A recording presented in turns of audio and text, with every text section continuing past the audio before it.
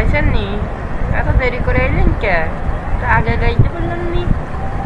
আমি কোন কাজে আইমু কি আইমু না সেটা তোর মোর কইতেই তুই এটা নিচের দিকে দেখাই দেখ মোর প্যান্ট কি আছে তুই যদি পাস মোর প্যান্ট তাহলে তুই কইস যখনই কাজের সময় এইটা গেছি তখনই একজন ভাবি আইসে হুট করে প্যান্টের টান দিয়ে দুধতে নিয়ে চলে গেছে মোরে লুঙ্গি পরাই এই কাজে পাঠাইছে দেখছস মোর শুয়ের অবস্থা মোর স্যুটটাও মোর লাল হয়ে গেছে রাগের স্যুট কি কব বউর উপরে যাতে কিন্তু একটাও মাইন মারতে ফুলদাল নতুন একটা কিনছে ওটা আমার পিঠের উপর বাংলাছে সল সল লাগছে আজকে করলেন কি আপনি? আগে জানতে মুই বিয়েই হইত মানে বাকি বিয়ে হইনি না, এটাই ভালো হয়েছে যে বউ যে এরকম লুঙ্গি লুঙ্গি টান দিয়ে কাপড় চাপড় টান দিয়ে ধরে নিয়ে যায় রাত্রে মুই তো সেটা জানি না। আমি তারা বিয়ে মেয়ে করতেছি না, আমার আমি চিরকুমার থাকবো সারা জীবন, আসলে কাজের প্রতি মন দিই দেয়া দেখতে কী হয়। ভালো হয়েছে বিয়ে খাই দিয়ে হইস নি, বিয়ে শাড়ি হইলে যা হইবে না যা আর কইনি। বিয়ে শাড়ি হয়ে করা মানে একটা জ্বালা। প্রেমপ্রীত একবার কইলাম সেই ক্লাস 8-এ, একটা মেয়েও মোর বার্তা দিল না। বার্তা দেয় কাকে জানিস?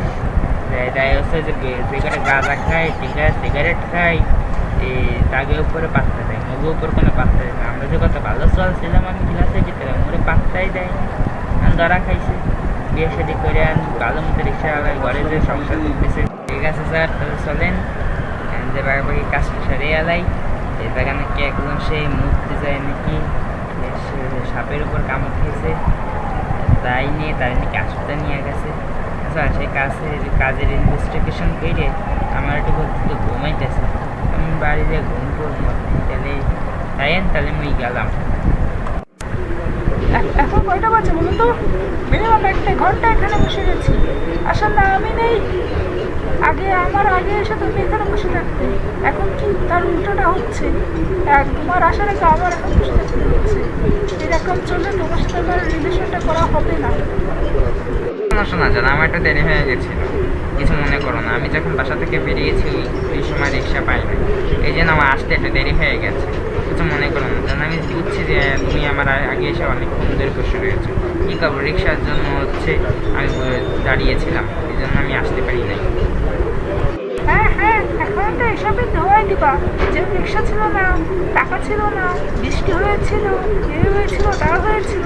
আমি তো সব বুঝি। আমি শুনে আজকে একটা কথা বলি, তোমার সাথে আজকে আর আমার রিলেশন করা হবে না।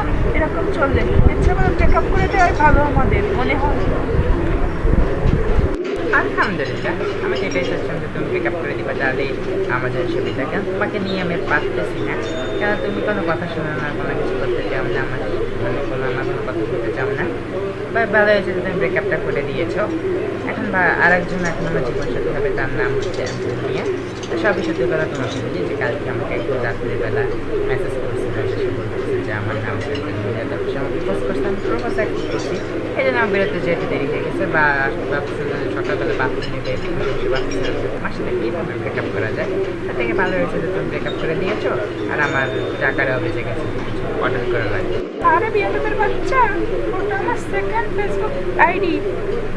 এটা দিয়ে তোকে আমি চেক করতেছিলাম যে তুই আমার রিয়েল ভালোবাসিস কিনা। তুই একটা চিটার, বুঝছিস? তোকে দিয়ে আর আমার ভালো প্রেম হবে না।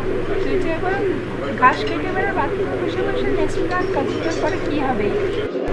কি ওই যেটা আমার সেকেন্ড আইডি, আগে বলবো না। আমি আর এসব করবো না, আমার মাফ করে দাও। আমি আর এসব যা দেখো সব মিথ্যে কথা, তুমি তাই বিশ্বাস করছো? আমি জানলে আর এসব তোমার সাথে এসব ফালতু কাজকাম করতাম না, ওইসব কমেন্ট করতাম না। তুমি সব কি দিয়ে ফেলেছো জান?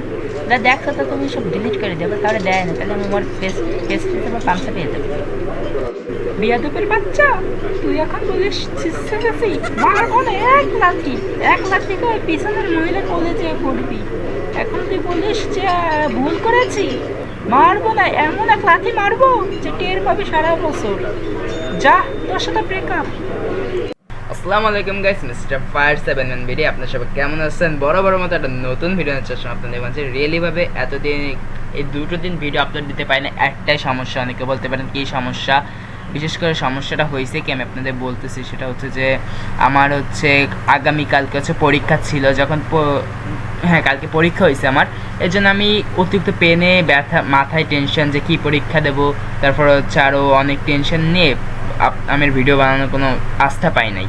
এই জন্য ভালো করে আপনারা ভিডিও দিতে পারে নাই, অনেকে মানে নিজের কাছে খারাপ লাগছিল যে আপনাদের কাছে ভিডিও দিতে পারছে। অবশ্যই এই ভিডিওটা আজকে করছি, কালকে এর সেকেন্ড পার্টটা করব, অবশ্যই কেমন হয় সবাই কমেন্টে জানাবেন। আর আমাদের চ্যানেলটা দয়া করে সাবস্ক্রাইব করেন, কেন 16 জন সাবস্ক্রাইবার হয়েছে, আমাদের মিনিমাম কিন্তু 100 জন সাবস্ক্রাইবার হলে আর 20 জন সাবস্ক্রাইবার হলে কিন্তু একটা বিশাল বড় একটা গিভওয়ে আছে। তাই সবাই ভালো থাকেন, সুস্থ থাকেন, আল্লাহ হাফেজ।